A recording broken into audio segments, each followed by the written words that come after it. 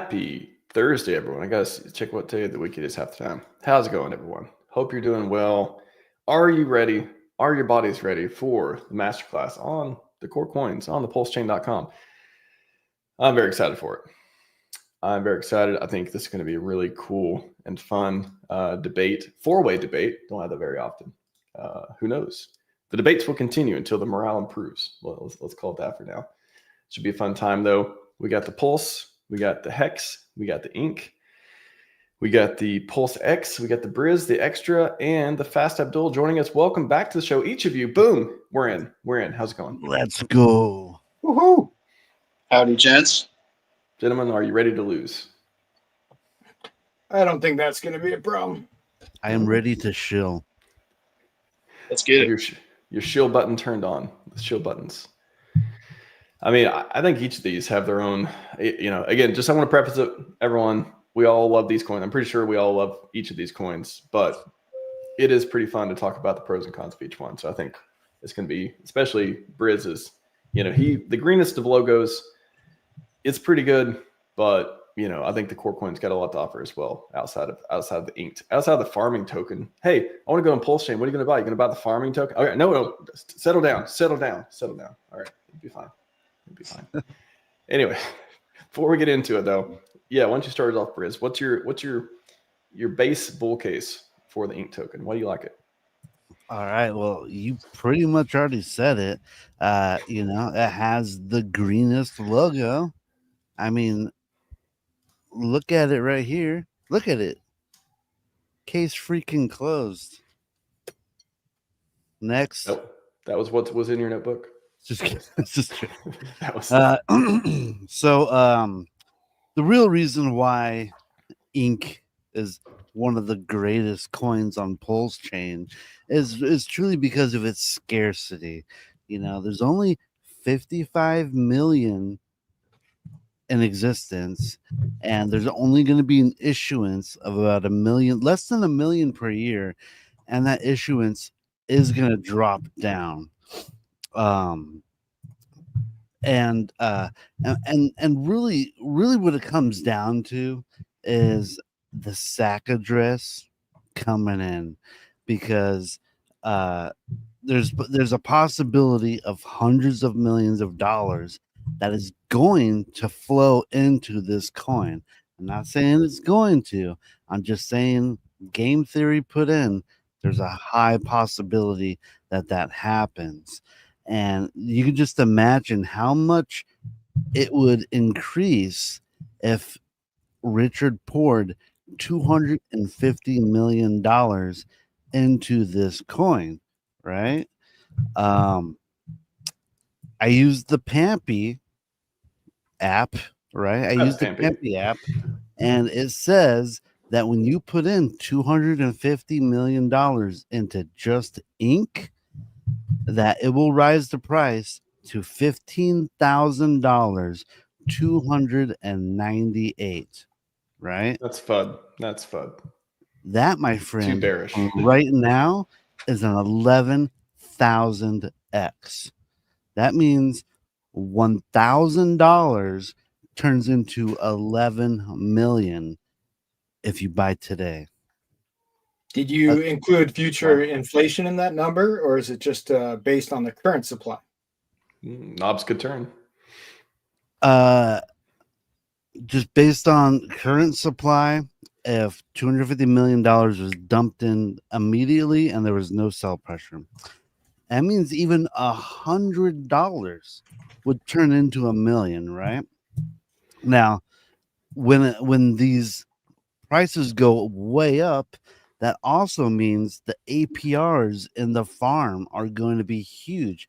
This is going to bring more liquidity of stable coins into all of your guys' coins. All right. It's going to go into Hex. It's going to go into PulseX and PLSX. PLS and PulseX. And it's going to provide liquidity. This coin is going to bring in more liquidity than we could ever imagine. Right now, it's taking out liquidity, though, with the inflation down 97%. The liquidity left with that.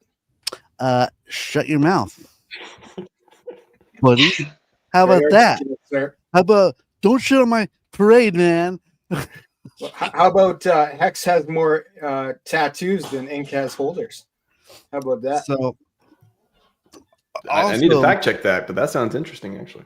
it's also of my belief that when the sacrifice wallet is deployed and it just shoots in all this money in, and remember, when Ethereum hits $10,000, that means Richard's gonna have like $1.7 billion, right?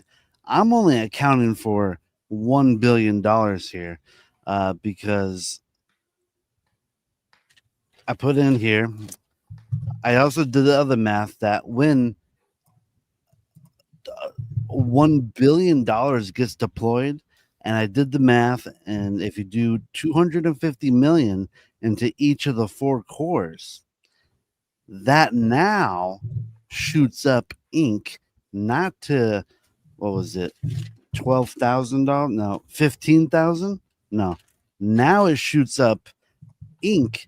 into $72,941 if there was no sell pressure, right?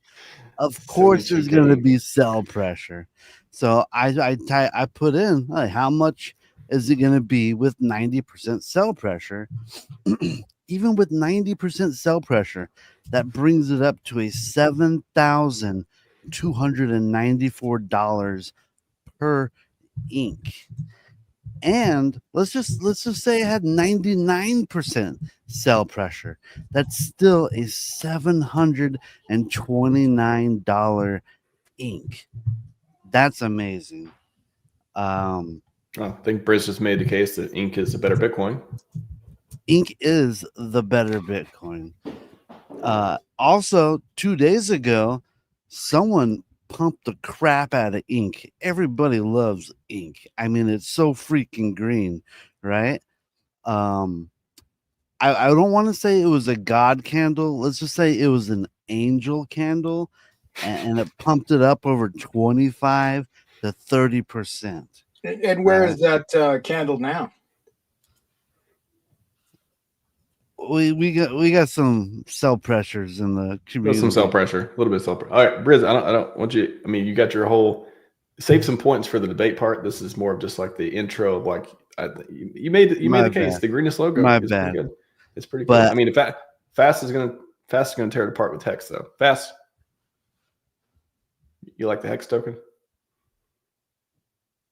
Yeah, let's talk about the Hex token. I think I'll just change my background here 1 sec.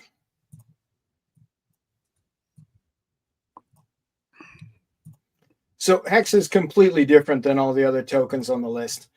It's the only one that has longevity. Launched in 2019, the oldest RH ticker, survived multiple bear markets, bridge issues, founder drama, and it's still going.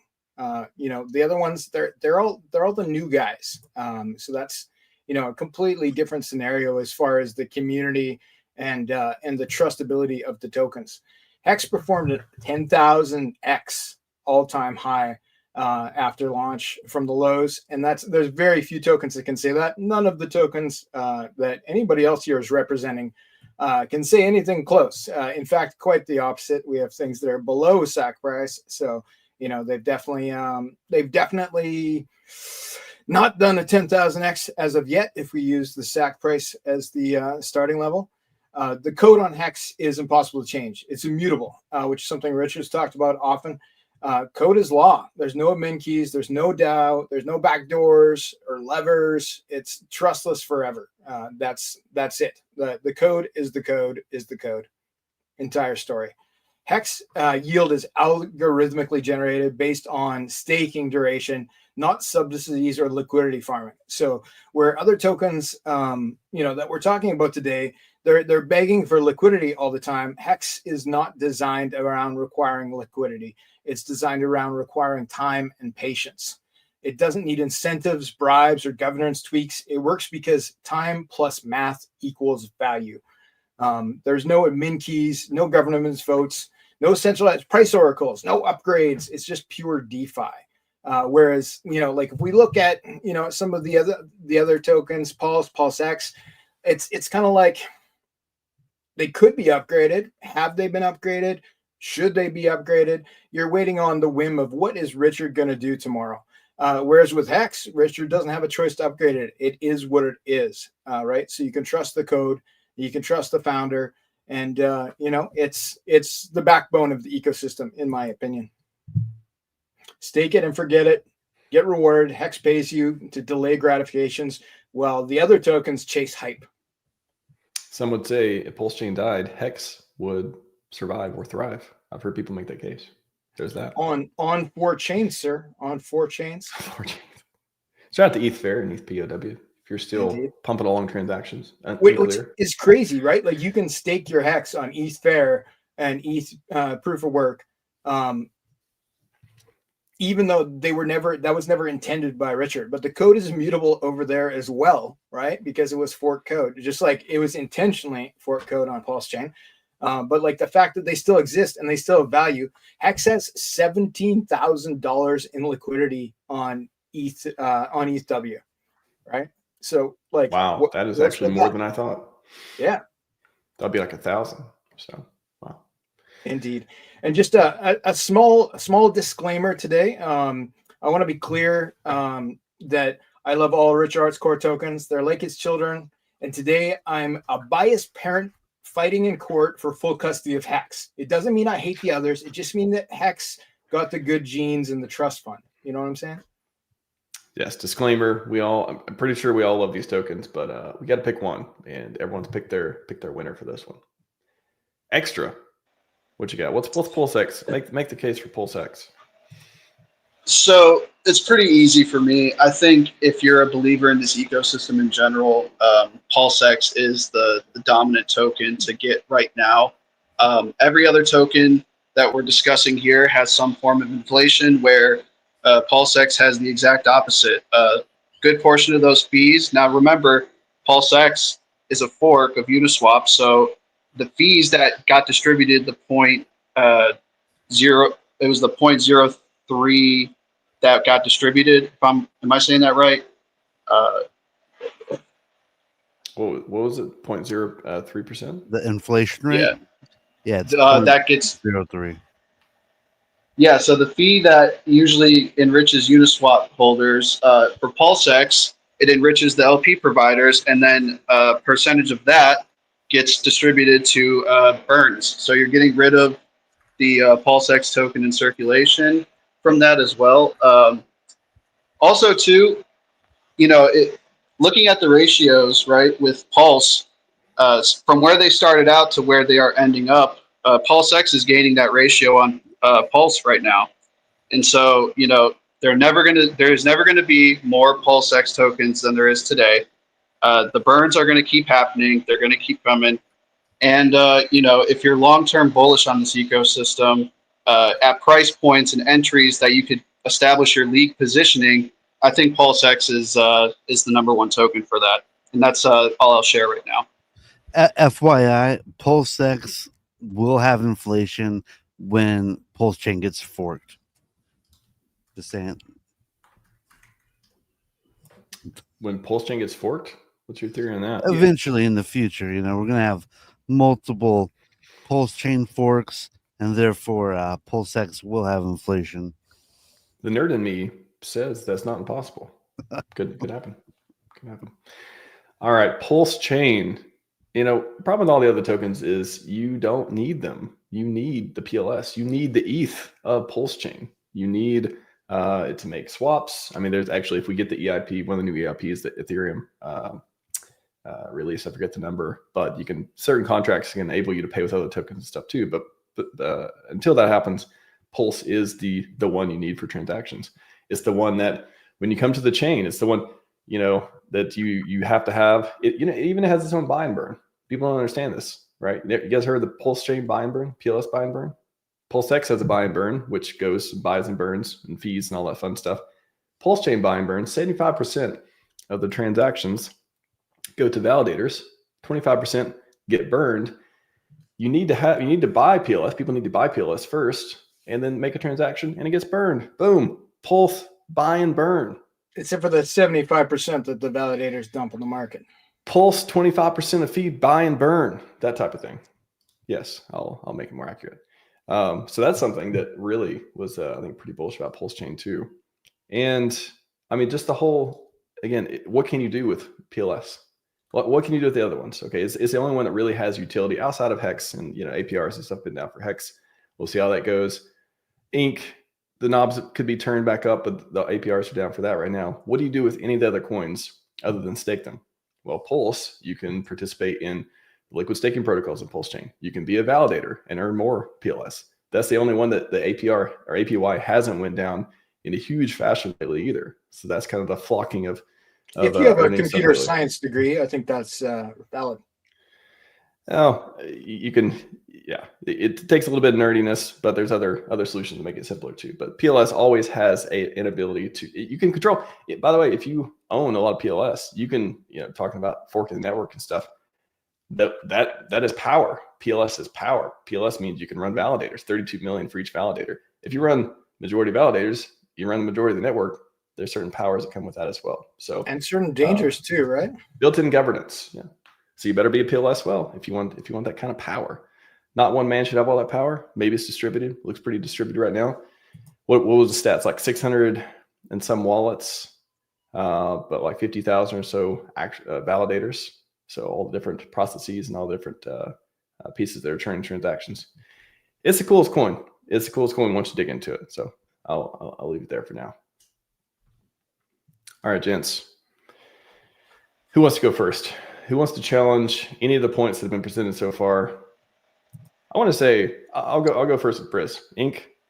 Like people are like, okay, PulseChain. What do I buy on PulseChain? Nobody is like, oh, I want to go buy the farming token. Why would they buy that? They would want to go farm the farming token. Where does the buy pressure come from Inc? The buy pressure is what you do when you want to help the ecosystem of PulseChain. By buying the EEK token, you are helping the farmers. The farmers are providing all the liquidity. Without the farmers, you don't get to sell because they're the ones providing the actual liquidity that you're going to actually be able to buy into. So without the farmers, you guys are effed, all right? You guys are going to starve to death. So do the entire economy a favor and go buy like $1,000 worth of ink. And if you love PulseChain, you'd have at least $1,000 of ink. But ink is the only RH token where farming costs more than buying it. Like your impermanent loss to farm for ink right now is like going to cost you more than just buying ink off the market. Who's going to be farming ink when the price go up a lot though too? When the price goes up and you are in a stable coin farm, you actually get more stable coins. It is in essence, it's a way of cashing out as the prices increase.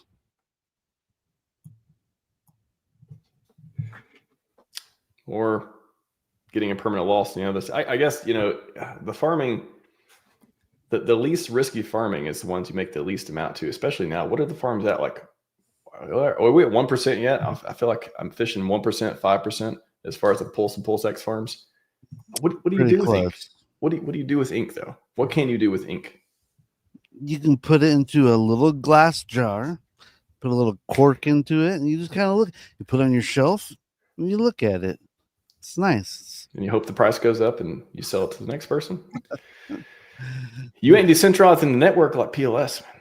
You are contributing nothing with ink except if you're farming the ink farms, you contribute. The one way to help survive this bear market is to be a farmer, and the coin you get by being a farmer is ink. And so by being a farmer, it helps you get through these bear markets. even if that means you're a little bit of sell pressure. But like with the current rates those farms are paying, it's kind of like being a farmer that's watering dead plants and hoping for a harvest. Like, you're going to get more impermanent loss. You're going to have more input costs and fertilizer and Pulse and PulseX than you're going to get back in ink. Oh, winter child, summer is coming. Well, let's say the price goes, you're farming ink, you're getting a little bit there and the price goes up. What happens then? Why wouldn't people stop farming? Why would they even be interested in ink after selling it? I'm sorry. Or can you say the first part of that question again? So let's say the price, you're saying, okay, there's not a lot of APR now. Price goes up. Maybe APR goes up. Maybe the knobs turn and that changes and stuff too. What else would you do with ink other than sell it at a certain price eventually? Like, isn't that the thing of like, I hope things go well so I can sell it? You could farm your ink some more if you wanted to. Get a couple extra percentages out of that APR if you dared. I personally wouldn't do that, but what did I had here? I totally lost my train of thought. Sorry. That's right. I think Extra had a point too. I can't see his face, so I can't see the muscle twitches to know when to let him in. But yeah, go for it, Extra. No, I'm sorry. Could you repeat that, please? I was having a little bit of issues on my end. Oh no, I thought you were going to jump in on the ink. We're all bashing ink right now. This makes for great debate points. It's hard because it really depends on the use case of PulseChain itself, or if people utilize Ethereum with Hex. I mean, really, it's like, all of PulseChain's success really goes on to, whether or not they follow Richard, and basically like you're investing in Richard. So nothing's really certain or guaranteed with that. However, why I happen to think, PulseX is really the token to get at least right now. I do think that it being the master DEX, and how tied it is with all the web liquidity and, people's rotation strategies throughout the core coins, I think there's going to be more sustainable growth with PulseX, just because there could be added features down the road. I know that's all like speculation, of course, but something that's deflation opposed to three things that are inflationary, I think that'll catch retail's attention a little bit more. But what do you do? Like, if you buy PulseX token, it's always hard for me to explain this to it on board too. What do you do with it? Because in the future there may be single side staking, there may be all these things and features and stuff, and I believe they may happen someday too. But as of today, what reason do they have to buy PulseX? Well, I mean, there's people who own a bunch of meme coins, right, for years now. Dogecoin, for an example, it doesn't have any utility to it. There is no tokenomics on it that mathematically make it deflationary. I mean, basically, it's just forming a community. And I think one way you can convince a community to rally around something is scarcity. And PulseX is number one on there for scarcity, in my opinion.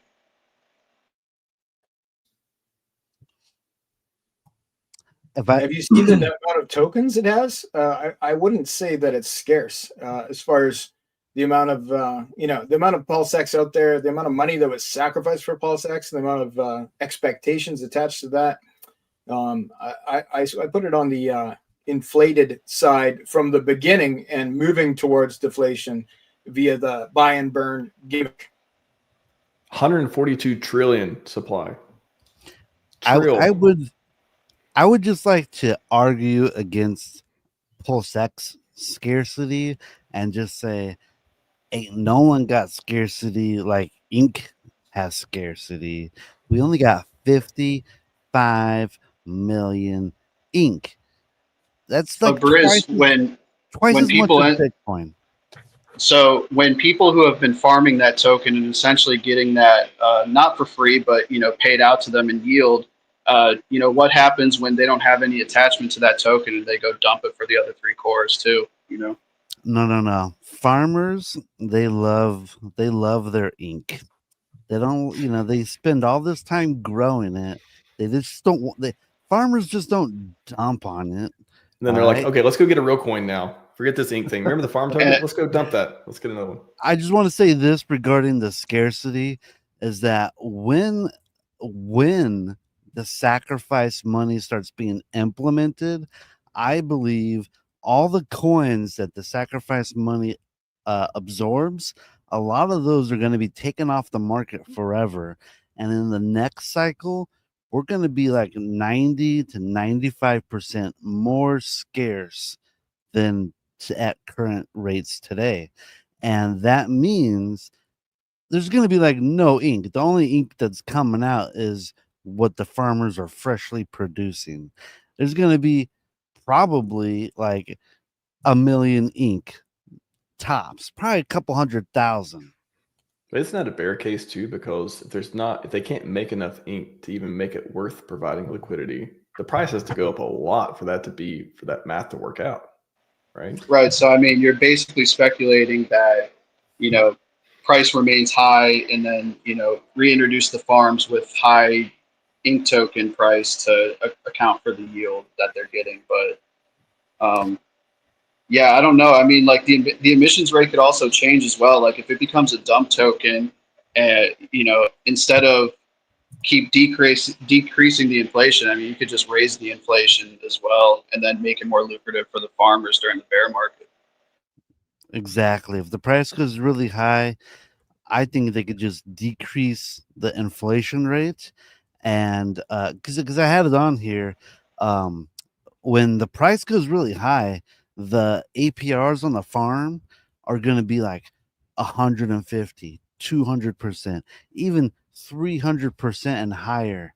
At 300%, if you put in 100 grand, you're instantly earning 25 grand a month in passive income earning ink. But if it does hit 300%, then people can just move in with millions of dollars to suck that up, and then your APR will fall because those farms are designed that more TVL reduces the APR. So if there's $1 million in the farm and it's paying 300%, if somebody else puts $1 million, now it's 150, then it's 75, right? And then it's 42.5%. Like it'll go down by half every time it doubles the volume in the farm, right? So until you're back down to 3% APR that we're seeing today. And and also Richard could reduce the inflation and kind of taper that down so it's more of a reasonable APR. And I saw that. He is at the gym. And I just ink is going to be great, guys. I cannot wait. Oh, I mean, it's $72,000 high, $729 low. Instead of buying ink, why wouldn't you just buy PulseX? Buy and burn. One's got a buy and burn, one doesn't. And let's also be honest about the supply too. Like the circulating supply is much less, I should say, than the total supply, right? Because we all know where the supply is floating around at. So if we're just going off the circulating supply, you're right. The circulating supply of what we have with the burn total is what, over 7%? 7% of the circulating supply burned, and we had basically little to no activity on this chain. So if you're really bullish on this ecosystem, like I am, you're betting that you're gonna profit heavily off of being an early investor in PulseX, and then it's going to be a lot harder for people to try to give up their position as well because, like I said, those buy and burns add up. Yeah, I mean, so if you look at with the OA or with the total supply, including the OA and all that, 142 trillion and 1.43 trillion burn, 1%. If you exclude the OA, 20 trillion, 1.43 trillion, which is 7%. 7% of the user supply burned looks better, but it's just such a large number, which is, yeah, I think once you see the 142 trillion, you're like, wow, that's more supply than anything else, more than PLS. PLS has 137 trillion, and it gets burned when we have a lot of traffic too. It's a big number. It may scare people away though at first until they learn the bull case for it, which is why is it like, why not? Again, I talked about PLS having the buy and burn, effectively in a way to not like in code the way that PulseX has, but why? I don't know. It still requires users. It's not like it works by itself. So like in a bear market, Right, if transactions go down, like burn goes down, right? It's not like it's not infinite money glitch. There's no magic bots. I haven't heard. Yeah. I mean, good. Oh, I was just going to say, yes. I mean, obviously, we're all kind of speculating that more users come into our ecosystem and utilize the products that we have, and especially the core tokens. Like we all speculate, right? But one thing is for certain is that no matter what, there's always going to be burns included, scarcity. Obviously, if you look at the total supply, it can make you, if you're a newbie in cryptocurrency and you didn't listen to Richard's mindset behind things like that, yeah, obviously that's going to kind of scare you a little bit. But if you're a little bit more educated and you understand why you're in this ecosystem, and if you're ultimately a believer in the ecosystem, right, like you're probably not going to have the same like buy opportunities with PulseX next cycle like you will this cycle, in terms of like positioning yourself in a league, right? Because it's a lot harder to get a high league position with Hex opposed to all the other coins. So then people, if you're really solidifying yourself, you want to be in the ecosystem and you want to be a whale, PulseX and INC are the only real ones that you're going to do it with. And it's getting increasingly harder to be a whale in PulseX the more these burns accumulate. Well, speaking of, go ahead fast. Hex is the only one with a true locking option to protect you from yourself. So I agree with you that there'll be more opportunity to become a whale in the other three tokens, because the whales and Hex, they're locked for extended periods of time, and new people make Cuatro Cinco stakes every day. So like it's the only community where it's actually for sure going to be there in the future, 15 years from now. The other ones, people have paper hands. In the bottom of the next bear market, like I'm pretty sure you'll have an opportunity to pick up PulseX for a lower price than it is right now. The same with Zinc, the same with Pulse. Whereas Hex, like liquidity is not really a thing. Time is a thing. Well, speaking of Hex too, yeah, even on the website, still, how do we? I don't know how we're going to onboard new people when the website still says 38% APY. There's been some staking. We know the API has been reduced a lot. It hasn't been that for a while for the average stake, as far as I know. Jack, correct me if I'm wrong, or there's some other statistic that makes more sense here. But when they start staking too, and they see what they're going to get back and all the stuff like that and all the T-shares, why would anyone buy Hex and stake it now? Like why wouldn't they? Why would they try to save themselves from themselves? Why only the believers are making the 5555 stakes these days, right? When the believers are going to be the winners though, because as far as the APY goes, like 38% could or could not be accurate on a 15-year stake. Like we don't have those details. I think the long-term stakers are going to win. They could benefit from huge changes to the T-share rates and huge changes to the APR over that timeline, as well as things like what if the OA does some fantastic moves like emergency end stake some of its own. That's going to pay out partially to Hex stakers. We could see dramatic changes in the APY in a very short timeline, which is why it's a feature, not a bug, that the OA holds a lot of Hex and can change that. Right now, he's staked the Hex, reducing the APY, reducing the inflation, going into a bull market, right? So there's less inflation, there's less sell pressure. But when we go into a bear market, will that be the case? He could pull different levers, increase the APY, increasing the inflation at that time. So it's, there's definitely some game theory to it. But as far as like the website goes, right, like users need to learn how to press the stake button. If they can't learn that, then maybe they shouldn't be in DeFi. Yeah, but that argument of DeFi, I think it never.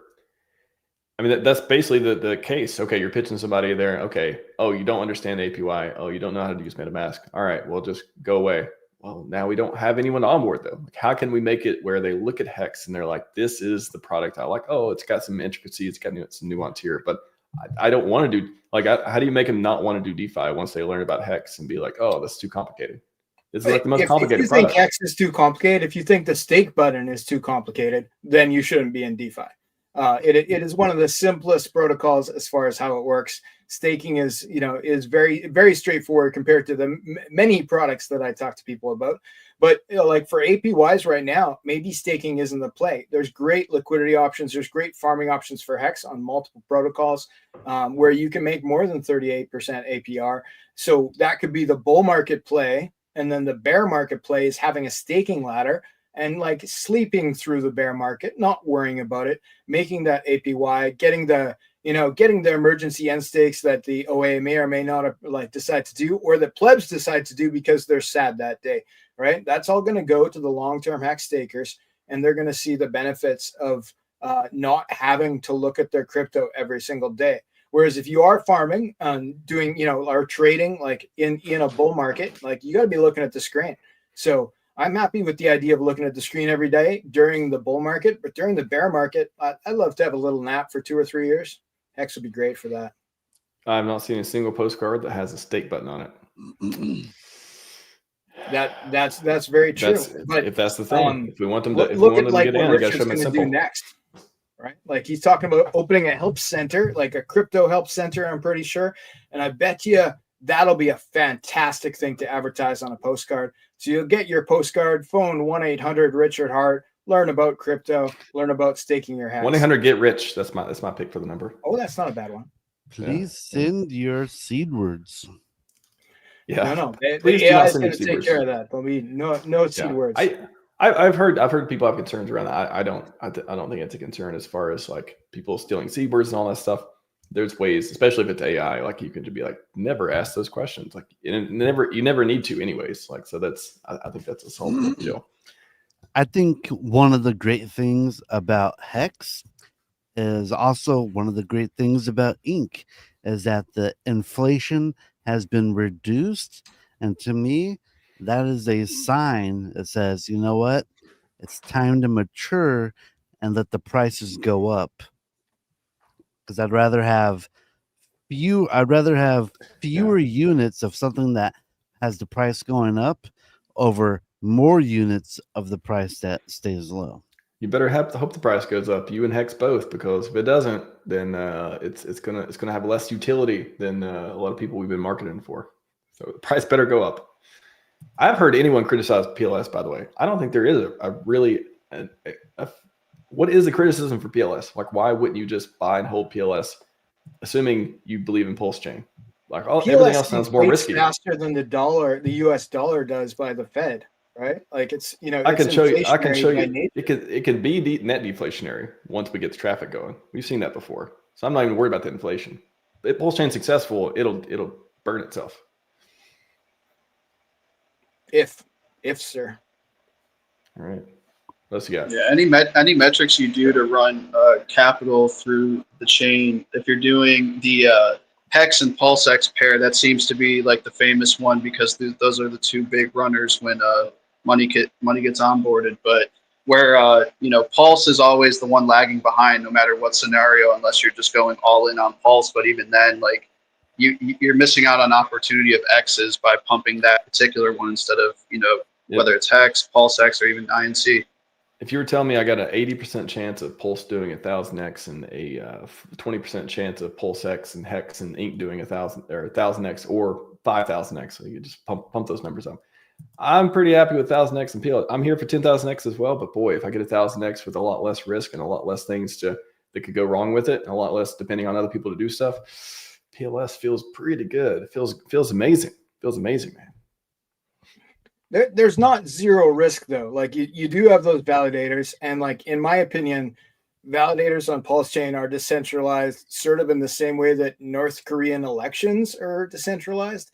Like there's a lot of big players moving, setting up validators. They might have different wallets attached to them, but I think there's 4 or 5 big guys, and I've heard of more big guys who are going to set up more validators. And that's a lot of inflation. And those guys, I think they're going to dump. You think they're going to dump PLS from what they earn? I think most validators sell their earnings. Well, okay. So if you got 32 million PLS per validator, and let's say the big guys have hundreds of validators, 50, 100, hundreds. Why would they need to ever sell their PLS they earn? Why wouldn't they just keep stacking it? And then they got probably other funds too. I don't imagine they're PLS maxis. They probably got a lot of other stuff they could sell if they want to, like ink from farming. Boom.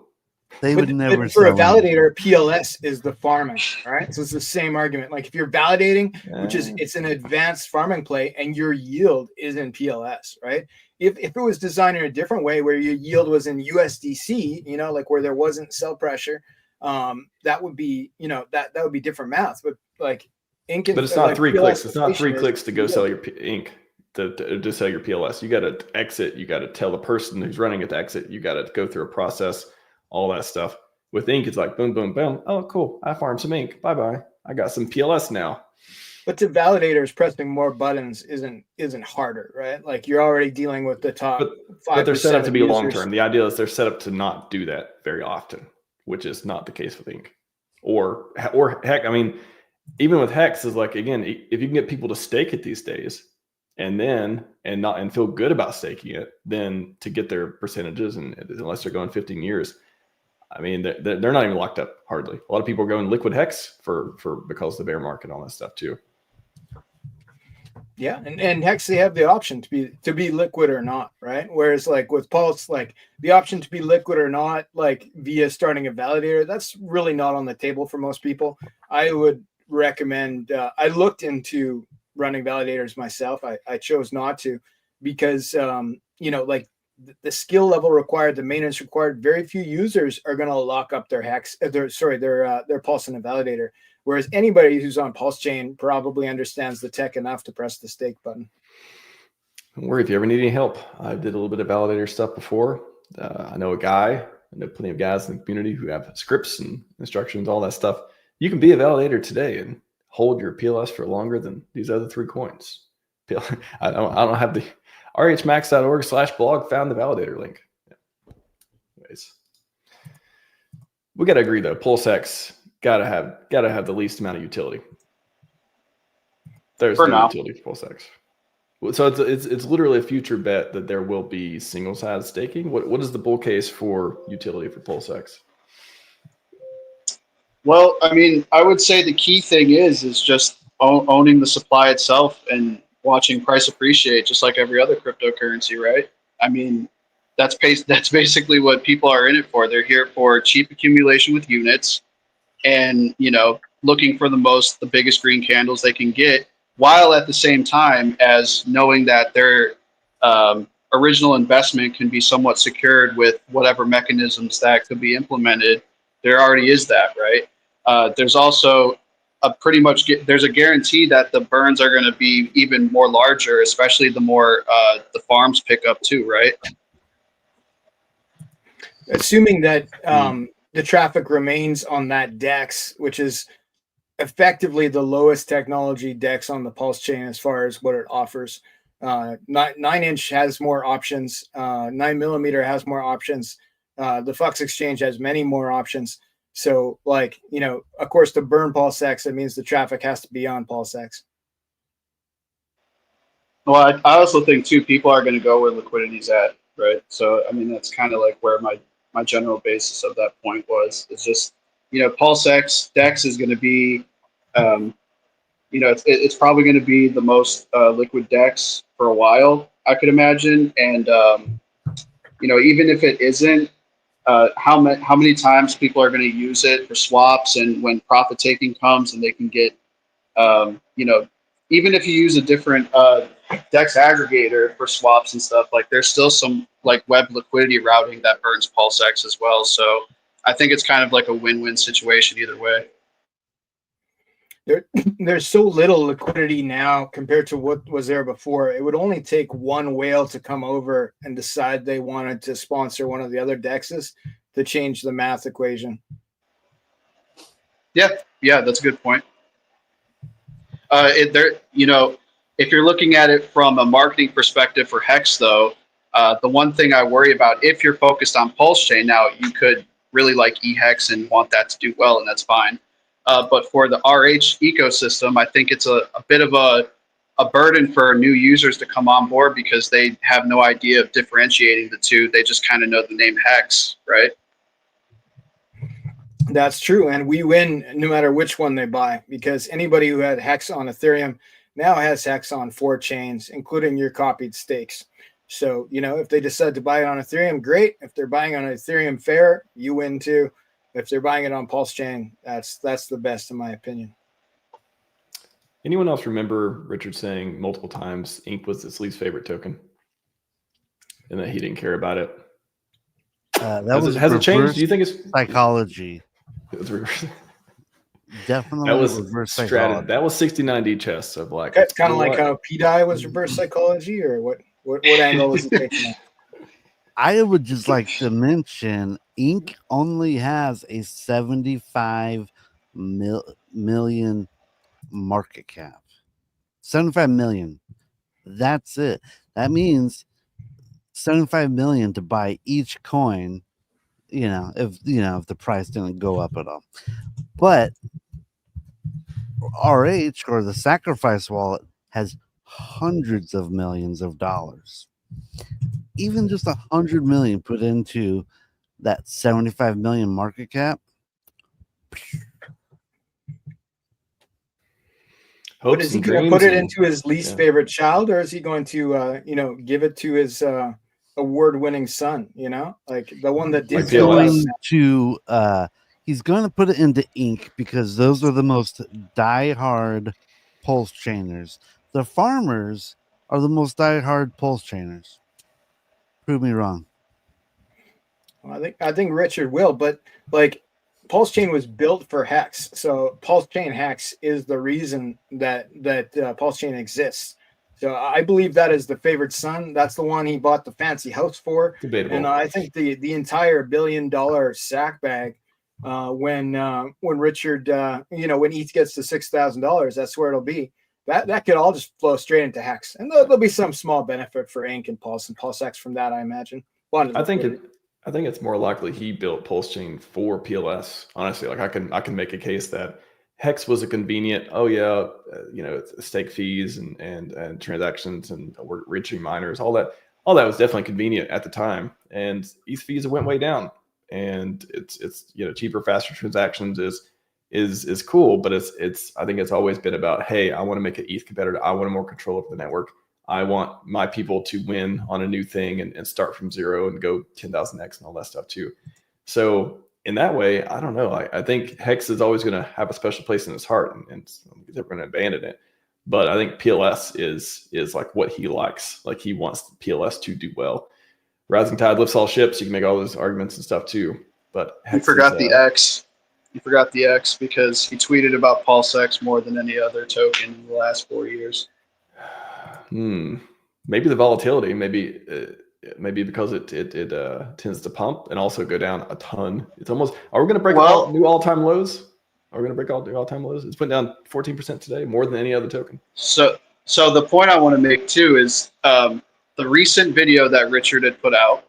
It currently almost has 750,000 views, which is kind of bonkers. But anyways, the coin that he emphasized on was PulseX at the very end, right?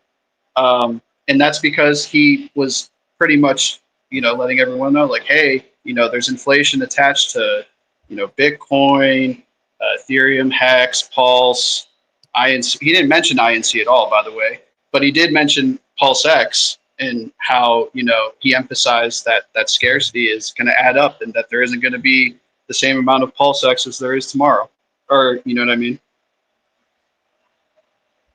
Interesting. Yeah, I'm trying to think of the times he mentioned PulseX. He definitely showed plenty of charts for it. But at the same time, I think it's just, again, could just be convenient. Hey, that's the one that, I also think he has an agenda That's out. One, actually. Gaining versus Pulse. I do remember that one. Yeah. I think he also has an agenda out to really surpass, what Uniswap did, because I think he really took that one to heart when Hex was taken off of Uniswap. Hex is back on Uniswap now, though. That's true. They capitulated. I guess you could He say. didn't forget They that. saw the light, at least. So why would he used to talk about unis duct taped on token, all that stuff. We have the farming token with ink, which is probably more similar to the pancake swap because it is fork pancake swap, which is fork variant Uniswap v2, which is more similar to Cake, I guess. Is that the farming token for pancake swap you earn? I think so. So is he even competing with Uniswap, or is it more of like what happens? What would he want to do? What would he want to show the world that PulseX can do that hasn't already, like, that's not already in the cards? Like, what is he trying to prove with PulseX if it's versus Uniswap? Well, I think it's about, I think Richard, the type of person who he is, he's a very compassionate person as well. But also with that, if you hurt him or you try to, screw him over, I think he really takes that stuff to heart, because I think in his mind, he really helped Uniswap out, which he did, on paper as well, with the amount of users that he brought over. But also getting rid of the Hex token in one of the most critical times for Hexicans, I think that was like, that hurt him. It was like hurting his family, right? So I think he has an agenda to really outperform them this cycle by the time the tops are in my opinion. I think with PulseX, like, we were promised Uniswap on steroids, but what we got is mostly a parking lot. Like the tech is not better than Uniswap. Like we have a token that has a burn, which when I look at it is really just like a tax token with an outside tax mechanism that's not inside the token. It's in a secondary contract, a proxy contract. And we all know what Richard says about tax tokens. Now, it's my opinion that Richard has built all of PulseChain to be a independent financial system from like the rest of the world. So like, if the dollar starts crashing, we're gonna have a place to come put our money inside PulseChain. And I think Richard is just kind of letting the markets be more or less natural for the whole 4 years between the 4 year cycles. So if the prices just keep going and selling down, well, that's most likely just because of the users on the chain. That's not because of the chain. So and then it's my opinion that I think Richard probably once every 4 years is probably going to make sure that we are winners, no matter if we have the users or not. I mean, I hope we grow the community to a size where, like, Richard can go do the Heart Foundation and start saving people's real lives, longevity research. But show up at the conference every once in a while. The way I really see it now is, when I first got into Bitcoin in 2013, it did a pump in 2013. I was like, oh my gosh, this could really be something big, but I don't know. The government might come and shut it down. When it pumped again in 2017, I was like, holy crap, this thing might go to $1 million, but it could also, be shut down by the government. By the time it pumped in 2021, I was like, oh my gosh, Bitcoin is here to stay. This is like a for sure thing. The government is locked and loaded into it. Same thing with Ethereum. It's kind of on its third pump, or I think it's actually on its second pump. The Trump boys are buying it. But with Hex, we had its first pump. I believe we're gonna get its second pump along with PulseChain. I think by time in 2029, it's gonna do its third pump, and by that cycle, if you don't get it, you're never gonna get it. And it's just the likeliness of it to repeat in the 2032 cycle is going to be so much higher. And you Agreed. better get in. Sounds great for PLS. It's a cult of delayed gratification, which honestly makes for the least dangerous cult in crypto. Our Kool-Aid is time locked, right? Whereas like, everything else is loose in your wallet, it's subject to your whim. But like, yeah, the time locked Kool-Aid that is Hex is a safer play in my opinion. Can't trade Hex without PLS. If we get 3 cycle bumps, it's gonna be it's gonna be set. It's gonna be a for sure thing every cycle. I think PLSX, there's one other thing I think is interesting, which you can't make more, and this is kind of it's a selling point in one frame. Like you can't make more PLS. It's the only one you can't make more of because you can't stake it. Doesn't inflate, it gets bind, burned and all that stuff. But in a way, when you're talking to people about onboarding for it and whether they want it, don't you want to make more of the coin? Like, don't you want to earn more Hex? Don't you want to earn ink by farming? Don't you want to earn PLS? Like with PulseX, you can't earn it. You can't do anything with it. You can't earn it. You gotta you're just betting on, I hope the price goes up a lot and I hope the PulseChain is super popular. So it almost works in like a different frame. I don't know if people are gonna like latch onto that if they see it from the other. Yeah, frame. I mean, people couldn't even sell Bitcoin for its first 3 or 4, maybe 5 years. It was sort of just like you had it and you had to just be subject of holding it, right? So when you have something like PulseX, right? When you have something like PulseX, it kind of in itself, it acts as a true testament if you're a believer in this ecosystem and you're not just here to really come out and swing trade. Now, you could make beneficial moves swing trading all the core tokens, in my opinion, but specifically with PulseX, I think from its bottom to where it might top out at, it'll be a very lucrative cycle for a lot of people. But I do think at the very end of it, people will realize what if they leave a moon bag or if they decide to round trip, no matter how big their bags are, whatever, they could see the analytics work to their favor, especially if this ecosystem is embraced and it becomes like one of those EVM chains that has a ton of volume into it, right? Not just Richard, maybe even outside players as well that want little risk, but they just don't have the exposure yet. And I mean, basically, you're kind of just, for me, anyways. I mean, my argument for it has always been you should care more about your league position than you should cashing out your bags, because cryptocurrency league positions are crucial. How many people gave up their positions in Bitcoin all when it hit $1? How many people gave that up when it hit 500, 20,000, etc.?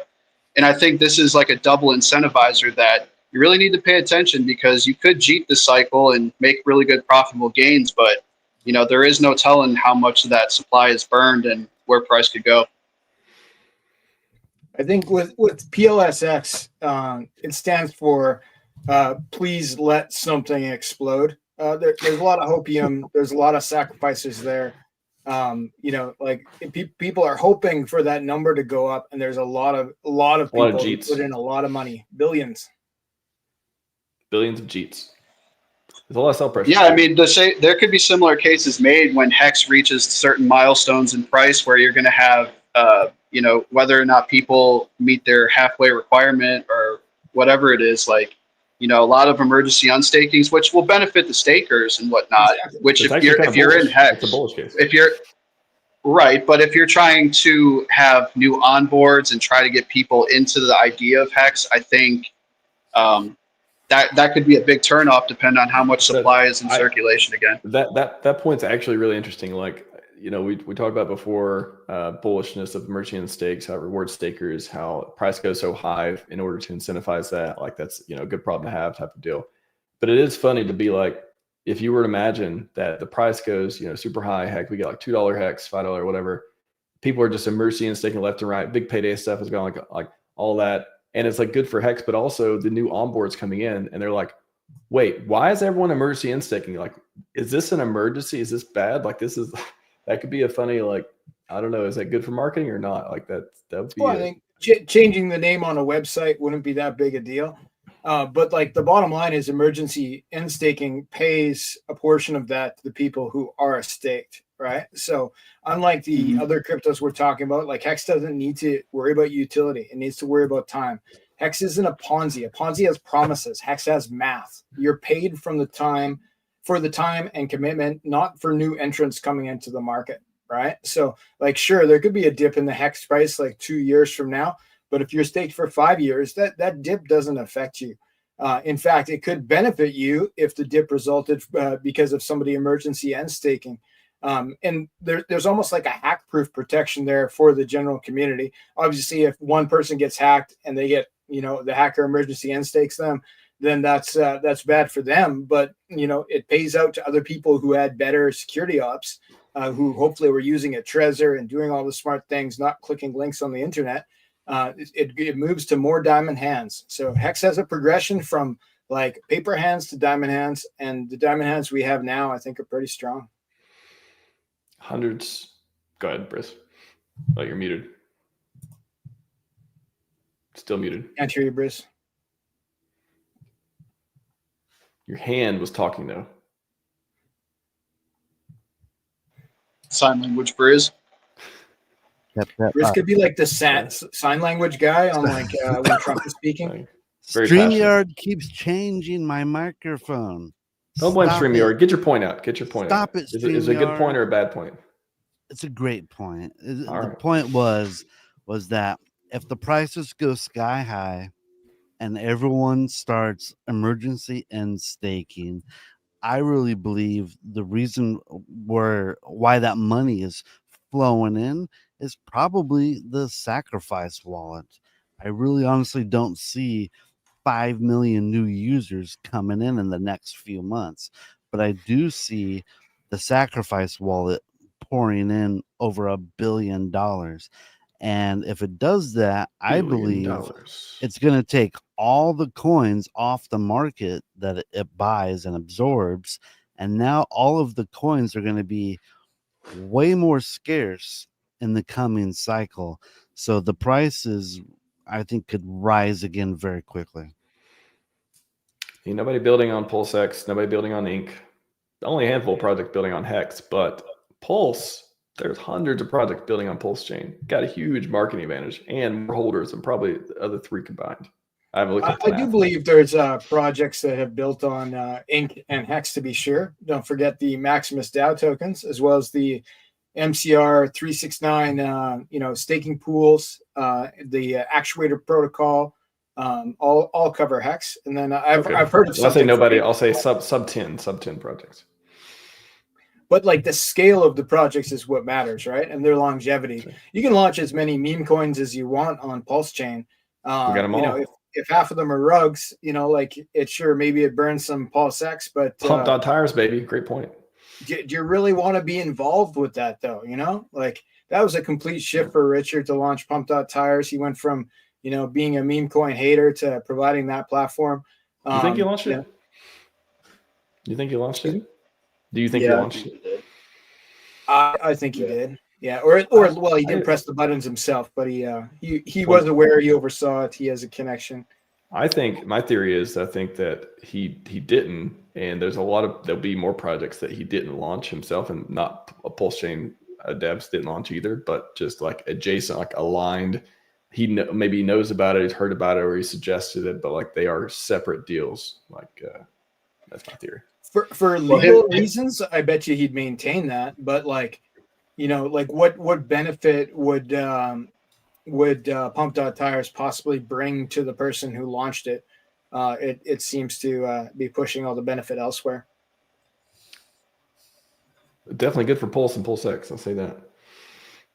Yeah, indeed. I kind of think that maybe one of his devs maybe built it for PulseChain, and that's why it has all the PLS burning built into it. But I don't necessarily think Richard. I mean, the one thing that makes me think that Richard built it was his hate for NFTs. He's like, I hate NFTs. NFTs are dumb. But if you idiots want it, I'm going to build the best damn NFT for you guys. And 5 Enigma Diamond. It's the same thing with the meme coins. Hey, if you guys want your stupid meme coins, I will build something that's going to be the best meme coin generator for PulseChain. And And for everybody else, there's still Hex and ink. Everybody knows about PLS. I don't need to announce it. The most holders, the most marketing, the one with regulatory. I mean, did Hex get regulatory clarity as well, or PLS? I feel like PLS is closer because it's closer to ETH, and ETH is more clarity. And in addition to the SEC case getting one. I'm telling you, real quick, I'm telling you, if Ethereum hits $10,000 each, we are getting another 10,000x. I want that on a T-shirt. I want that to happen. I like that. I like that. I also wanted to throw this in there as well. So we all know that Richard is a big advocate for saving people money, right? Especially trying to, save your money from taxation as much as he can. We can all agree with that statement, right? Like, he doesn't want his followers to really lose any money. If anything, like giving it to the government as well. You got the good accounting function. There's which has been So one thing I wanted to point out, though, with the meme coins and NFTs, in the United States of America, participants in meme coin transactions are not required to register their transactions with the SEC under Security Act 1933, and they seek exemption from registration. And that's also NFTs as well. There could be something, I'm just saying this is speculation, where there could be a tie-in with PulseX for some potential single-side staking capabilities of those meme coins. Let's say they run up. Let's say someone really wanted to go ahead and pump those coins that the original deployer wallet holds 80% of. And maybe there's, offering of single-side staking where you're not having to report on taxes and you're earning yield, which therefore could increase your positions across the core coins. When will those improvements be in place? 2 more weeks. Didn't you hear? That's speculation, of course, but it's something to think about because he talks about pumped.tires quite frequently, and it is a green token. Or, it's a green theme token with the actual token, and then, what the site is also. PulseX needs limit orders. It needs V3. It needs privacy pools. There's a lot of things. There is a lot of potential in what it doesn't have right now.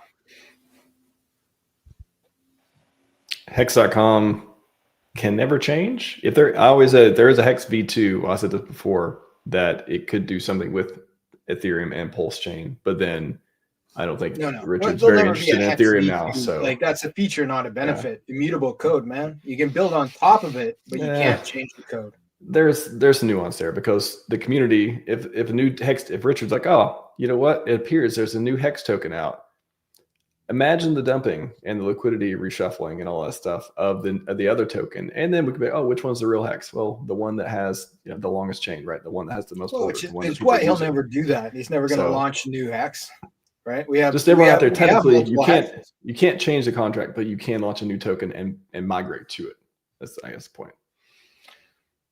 Not going to happen. I don't think it's going to happen either, but it's. Especially after the Ethereum stuff, I was like, all right, I don't think it's going to happen. But we'll see what happens with the Hedron. One day we'll get a Hedron update. Sure, Alex, and you can do that. You can do V2 versions of things. Hedron V2. I want it. I want it. Yes, I know. I want to see some innovation from that too. Gents, wrapping up here. I feel like everyone should be much more educated than they were before an hour and 9 minutes ago. I don't think we wasted your time at all. Edutainment, pretty fun, pretty good. Any closing arguments for a coin? I'll just say mine real quick. It's really cool. I got doing deep diving into PLS, which is not something people do a lot because it's so obviously awesome. Made me pretty bullish. So I think I brought a few good points to that too. But go ahead, start. Whoever wants to go first. I'll go. Doing the research for Ink has made me extremely bullish on Ink. When I was thinking about like the bull run was coming, I was thinking, all right, maybe I need to get out at kind of a low level just to make sure I can secure my bag. But after looking at these freaking numbers, I can wait for like a 1,000, a 5,000, and maybe even a 10,000x. Woo. I really believe it's 10,000x. coming. And I just want to say just the 4 numbers on high and lows for each coin. If a $250 million pours into each one, so a total of $1 billion, Hex high $480, 90% sell down, $48 Hex. PLS a high would be 51 cents. A 90% sell down, 5 cents. No, I'm sorry, half a penny. PulseX, the high, 98 cents. Sell down 90%, 9.8 cents. And of course, Inc. $72,941 if $1 billion comes in. And the 90% sell down, a $7,294 Inc. Let's Broke go. his notebook. Broke the Let's notebook. go. Let's fucking go. Let's go. Let's go. How Bullish. can you not be bullish, guys? Come on. You $72,000 ink. Anyone selling ink at these levels, make a tweet about it so we can make fun of you for the next 100 years. Please. We're going to solve longevity. I hope so as well. So make a tweet saying, hey, you're selling ink at this level. Sorry, extra, please. Compelling case, Bruce.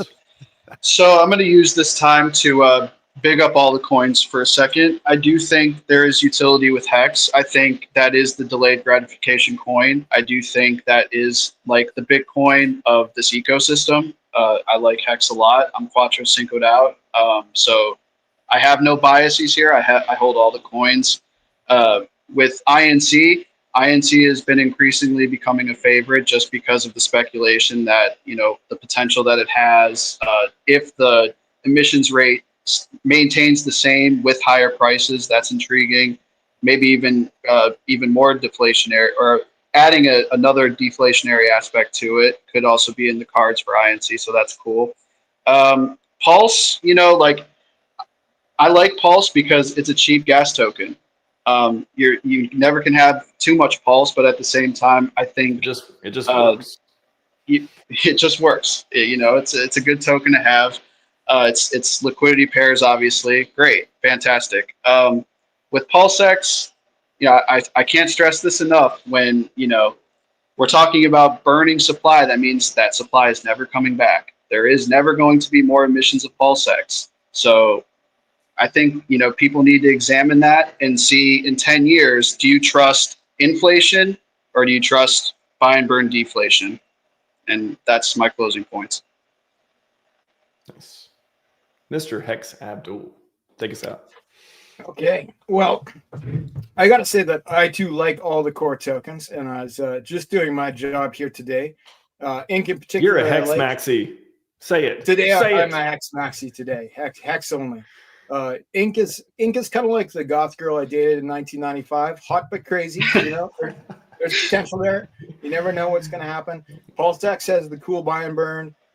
You know, and it has potential in the things that it doesn't have. That's what makes me bullish on PulseX. It's not actually what it does, but what it could do in the future. And similar for Pulse, like it's, you know, what it's doing right now, not that impressive, but I know that all the Ethereum upgrades could be applied to PulseChain over time to make it, you know, both faster and better in every way. So that's great.